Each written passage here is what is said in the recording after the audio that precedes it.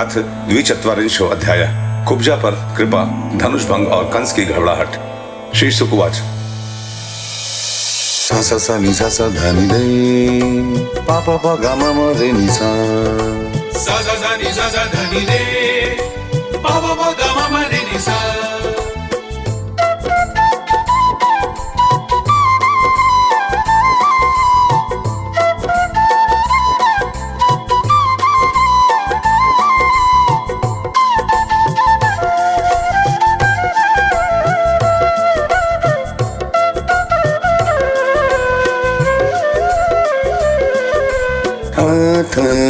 व्रजन राजपथन माधव संयम गृहीतांग विलेप राजनाम विलोक्य कुब्जां युवती वराननां प्रक्षयान्तीं रसप्रदा।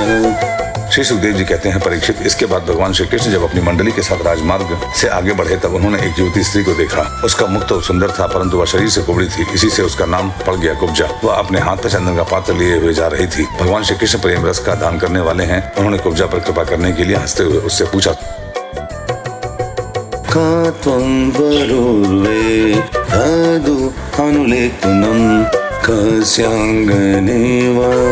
कथयस्व साधुनः देया वयोरंग विलेपमुत्तमं श्रेयस्तस्ते न चिरात् भविष्यति। सुंदरी, तुम कौन हो? यह चंदन किसके लिए ले जा रही हो? कल्याणी, हमें सब बात सच सच बतला दो। यह उत्तम चंदन या अंगराग हमें भी दो। इस दान से शीघ्र ही तुम्हारा परम कल्याण होगा। शैरेंद्र उवाच।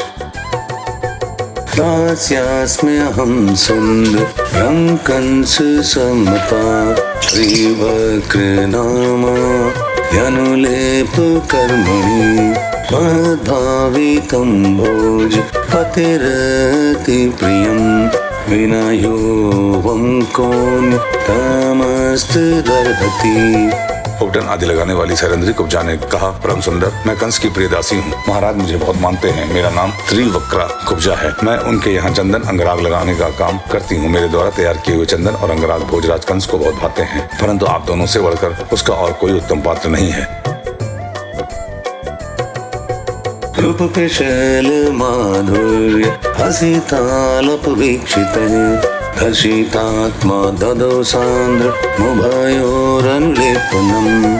भगवान के सौंदर्य, सुकुमारता, रसिकता, मंद हाथ से प्रेमालाप और चारु चितवन से कुब्जा का मन हाथ से निकल गया। उसने भगवान पर अपना हृदय निछावर कर दिया। उसने दोनों भाइयों को वह सुंदर और गाढ़ा अंगराग दे दिया। ततस्तावंगरागेण स्ववर्णेतरशोभिना संप्राप्त परभागेन शुशुभाते नुरंजितौ। तब भगवान श्री कृष्ण ने अपने सांवले शरीर पर पीले रंग का और बलराम जी ने अपने गोरे शरीर पर लाल रंग का अंगराग लगाया तथा नाभि से ऊपर के भाग में अनुरंजित होकर वे अत्यंत सुशोभित हुए। प्रसन्न भगवान को त्रिवक्रां रुचिरांगनां ऋजुं कर्तुं मनश्चक्र दर्शयन् दर्शने फलम्। भगवान श्री कृष्ण उस कुब्जा पर बहुत प्रसन्न हुए। उन्होंने अपने दर्शन का प्रत्यक्ष फल दिखलाने के लिए 3 जगह से टेढ़ी किंतु सुंदर दिखने वाली कुब्जा को सीधी करने का विचार किया। पद्यमाक्रम्य प्रपद वैंगुल्यत्तुनपाणिना प्रगृह्य चुबकेध्यात्म मुदनीनमदच्युतः।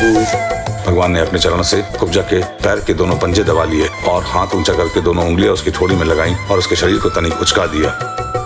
सतदर्जो सुमनांगी बृहत्रोणिपयोधरा मुकुंद स्पर्शिरासद्य बभूव प्रमदोत्तमा। उचकाते ही उसके सारे अंग सीधे और समान हो गए। प्रेम और मुक्ति के दाता भगवान के स्पर्श से वह तत्काल विशाल नितंब तथा 3 पयोधरों से युक्त एक उत्तम युवती बन गई। ततुरुपगुणादार्य संपन्ना प्रकेशवम् पुतिरयान्त बांक्रेश स्वयन्ति जतरीक्षया। उसी क्षण कुब्जा रूप, गुण और उदारता से संपन्न हो गई। उसके मन में भगवान के मिलन की कामना जाग उठी। उसने उनके दुपट्टे का छोर पकड़कर मुस्कुराते हुए कहा, वीर गृहं जामो न त्वां त्याक्तुमिहोत्सहे त्वयोन्मथितचेताय प्रसिद्ध पुरुषर्षभ।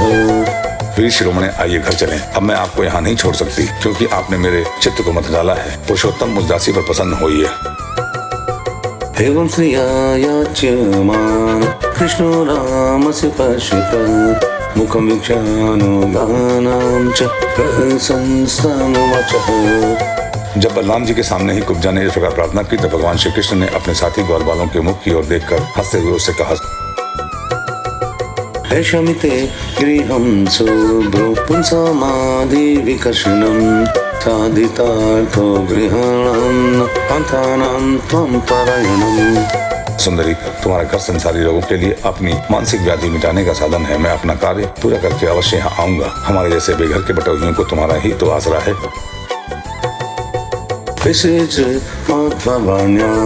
भजन मार्ग बड़ी पथे अनुपायन तांबूल सुगंध साग्रोचित। इस प्रकार मीठी मीठी बातें करके भगवान श्री कृष्ण ने उसे विदा कर दिया। जब वे व्यापारियों के बाजार में पहुंचे, तब उन व्यापारियों ने उनका तथा बलराम जी का पान, फूलों के हार, चंदन तथा तरह तरह की भेंट उपहारों से पूजन किया।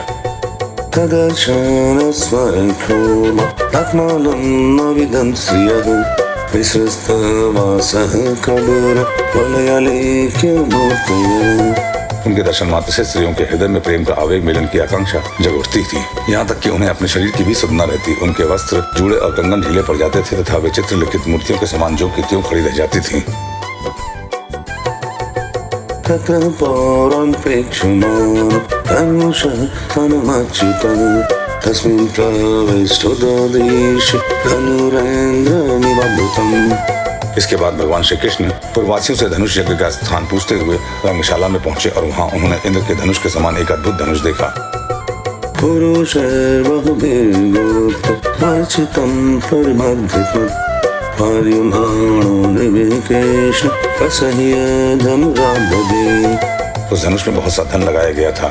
अनेक बहुमूल्य अलंकारों से उसे सजाया गया था। उसकी खूब पूजा की गई थी और बहुत से सैनिक उसकी ही रक्षा कर रहे थे। भगवान श्री कृष्ण ने रक्षकों को रोकने पर भी उस धनुष को बलात् उठा लिया।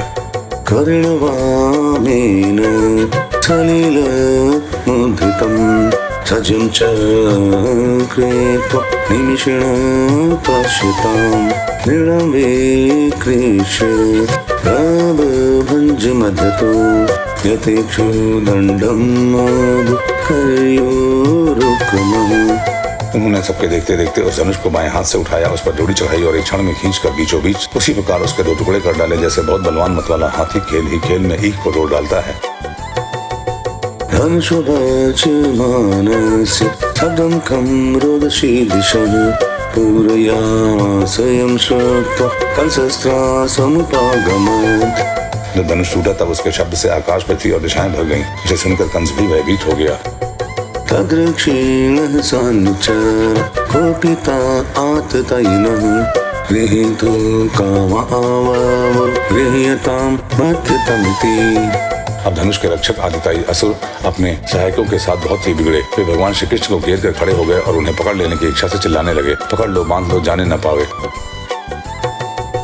अथ तान् दुर्भिप्राणि विलोक्य बलकेशवो क्रुधो धन्वन् आदाय शकले तंस जगतु। उनका दुष्ट अभिप्राय जानकर बलराम जी और श्री कृष्ण भी तनिक क्रोधित हो गए और उस धनुष के टुकड़ों को उठाकर उन्हीं से उनका काम तमाम कर दिया। बलं च कंस प्रहीतम् अथवा शालमुखात् तद् निष्क्रम्य चेरतुरेष्ट निरीक्ष्य पुरसम्पदः। उन्हीं धनुष खंडों से उन्होंने उन असुरों की सहायता के लिए कंस को भेजी हुई सेना का भी संहार कर डाला। इसके बाद वे यज्ञशाला के प्रधान द्वार से होकर बाहर निकल आए और बड़े आनंद से मथुरापुरी की शोभा देखते हुए विचरने लगे। तयोस्तदद्भुतं वीर्य निशाम्य पूर्वासिनः तेजः प्रागल्भ्यं रूपं च हिनिरे विबुधोत्तमम्। जब नगर निवासियों ने दोनों भाइयों के इस अद्भुत पराक्रम की बात सुनी और उनके तेज साहस और अनुपम रूप को देखा, तब उन्होंने यही निश्चय किया कि हो न हो ये दोनों कोई श्रेष्ठ देवता हैं। तयोर्विचरतः स्वयं आदित्योस्तमपेयवान् कृष्णरामो वृतो गोप पुराक्षकटवीयतुः। इस प्रकार भगवान श्री कृष्ण और बलराम जी पूरी स्वतंत्रता से मथुरापुरी में विचरण करने लगे। जब सूर्यास्त हो गया तब दोनों भाई ग्वाल बालों से घिरे हुए नगर से बाहर अपने डेरे पर जहाँ छकड़े थे लौट आए। गोपियों मुकुंद विघ्न वीर आतुरया आशा सताशीष हृता मधुपुर्यभून् संपश्यतां पुरुष भूषण गात्रलक्ष्मी हित्वेतरानुभजतश्चक्मेयनं श्री। तीनों लोगों के बड़े बड़े देवता चाहते थे कि लक्ष्मी हमें मिले, परंतु उन्होंने सबका परित्याग कर दिया और न चाहने वाले भगवान का वर्णन किया। उन्हीं को सदा के लिए अपना निवास स्थान बना लिया। मथुरावासी उन्हीं पुरुष भूषण भगवान श्री कृष्ण के अंग अंग का सौंदर्य देख रहे थे। उनका कितना सौभाग्य है। व्रज में भगवान की यात्रा के समय गोपियों ने विरहातुर होकर मथुरावासियों के संबंध में जो जो बातें कही थी वे सब यहाँ अक्षर से सत्य हुई। सचमुच वे परमानंद में मग्न हो गए। अनेकं क्रियुगलं भुक्त्वा क्षीरोपसेचनम् उषितोस्तं सुखं रात्रि यत्वा कंसचिकीर्षितम्। फिर हाथ पैर धोकर श्री कृष्ण और बलराम जी ने दूध में बने हुए खीर आदि पदार्थों का भोजन किया और कंस आगे क्या करना चाहता है इस बात का पता लगाकर उस रात को वहीं आराम से सो गए। कंससुधानुशोभं रक्षिणां स्वबलस्य च वदं देशम्य गोविन्द रामवे क्रीडितं परम्। जब कंस ने सुना कि श्री कृष्ण और बलराम ने धनुष तोड़ डाला, रक्षकों और उनकी सहायता के लिए भेजी हुई सेना का भी संहार कर डाला और यह सब उनके लिए केवल एक खिलवाड़ ही था, इसके लिए उन्हें कोई श्रम या कठिनाई नहीं उठानी पड़ी। दीर्घ प्रजाधरो भीतो दुर्निमित्तानि दुर्मतिः बहुनिचष्टोभायाथ मृत्युर्दौत्यकराणि च। तब वह बहुत ही डर गया। उस दुर्बुद्धि को बहुत देर तक नींद न आई। उसे जागृत अवस्था में तथा स्वप्न में भी बहुत से ऐसे अपशगुन हुए जो उसकी मृत्यु के सूचक थे। अदर्शनं स्वशिरसा प्रतिरूपे च सत्यपि असत्यपि द्वितीये च स्वरूप्यं ज्योतिषां तथा। जागृत अवस्था में उसने देखा कि जल या दर्पण में शरीर की परछाई तो पड़ती है परंतु सिर नहीं दिखाई देता। अंगुली आदि की आड़ न होने पर भी चंद्रमा, तारे और दीपक आदि की ज्योतियां उसे दो दो दिखाई पड़ती हैं। छिद्र प्रतिच्छायां प्राणघोषं पश्यति स्वर्ण प्रतिर्विघ्नेषु स्वपदानां दर्शनम्। छाया में छेद दिखाई पड़ता है और कानों में अंगुली डालकर सुनने पर भी प्राणों का घूं घूं शब्द नहीं सुनाई पड़ता। वृक्ष सुनहले प्रतीत होते हैं और बालू या कीचड़ में अपने पैरों के चिन्ह नहीं दिख पड़ते। स्वप्ने प्रेत परिश्रम हरयान विषादनम् यजनल समानेक्य स्थलाभ्यक्तो दिगंबर। कंस ने स्वप्नावस्था में देखा कि वह प्रेतों के गले लग रहा है, गधे पर चढ़कर चलता है और विष खा रहा है। उसका सारा शरीर तेल से तर है, गले में जपा कुसुम की माला और नग्न होकर कहीं जा रहा है। अन्यानि क्षेत्रं भूतानि रत्नजागरितानि च पश्यन् संसास्तु विग्रहं लेभेन चिन्तया। स्वप्न और जागृत अवस्था में उसने इसी प्रकार के और भी बहुत से अपशगुन देखे। उनके कारण उसे बड़ी चिंता हो गई। वह मृत्यु से डर गया और उसे नींद न आई। कृष्णायाम्ने शिखरे सुरे चाद्भय समुत्थे कार्यमासु वे कंसु मल्लक्रीडा महोत्सवम्। परीक्षित, जब रात बीत गई और सूर्यनारायण पूर्व समुद्र से ऊपर उठे तब राजा कंस ने मल्ल क्रीड़ा का महोत्सव प्रारंभ कराया। आनर्चो पुरुषारण्य सूर्यभीर्यश्च जगरे पंचाश्चालंकृताशेन्दे पताकाचलितोर्गणे। राज कर्मचारियों ने रंगभूमि को भली भांति सजाया तो रही भेरी आदि बाजे बजने लगे। लोगों के बैठने के मंच फूलों के गजरों, झंडियों, वस्त्र और बंधनवारों से सजा दिए गए। तेषु पौरत्यानुपादा सम्मुखत्र पुरोगमः यथोपजोषं विवेशु राजानस्य कृतासनः। उन पर ब्राह्मण, क्षत्रिय आदि नागरिक तथा ग्रामवासी सब यथा स्थान बैठ गए। राजा लोग भी अपने अपने निश्चित स्थान पर जा डटे। कंसः परिवृतो मात्य राजमंच उपाविशत् मंडलेश्वरमध्यस्थो हृदयेन विदूयता। राजा कंस अपने मंत्रियों के साथ मंडलेश्वर के बीच में सबसे श्रेष्ठ सिंहासन पर जा बैठा। इस समय भी अपशगुनों के कारण उसका चित्त घबराया हुआ था। वाद्यमानेषु धुरेषु मल्लतालोत्तरेषु च मल्लस्वलंकृताद्रेष्टा स्वोपाध्यायान् समविशन्। जब पहलवानों के ताल ठोकने के साथ ही बाजे बजने लगे और गर्वीले पहलवान खूब सज धज कर अपने अपने उस्तादों के साथ अखाड़े में आ उतरे। चाणूर,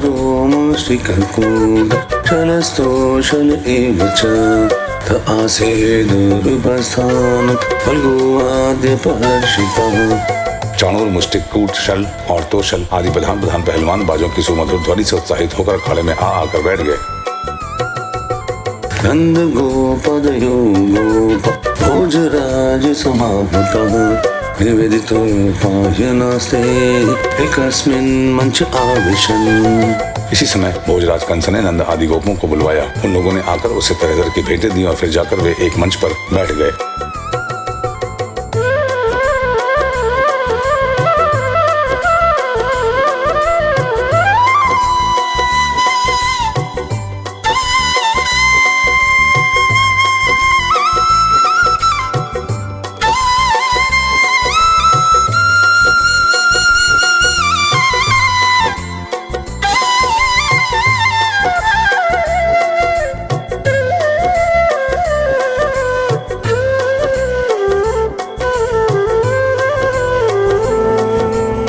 इति श्रीमद्भागवते महापुराणे परमहंस्यां संहितायां दशम स्कंधे पूर्वार्धे मल्ल रंगोपवर्णनम नाम 24 अध्यायः।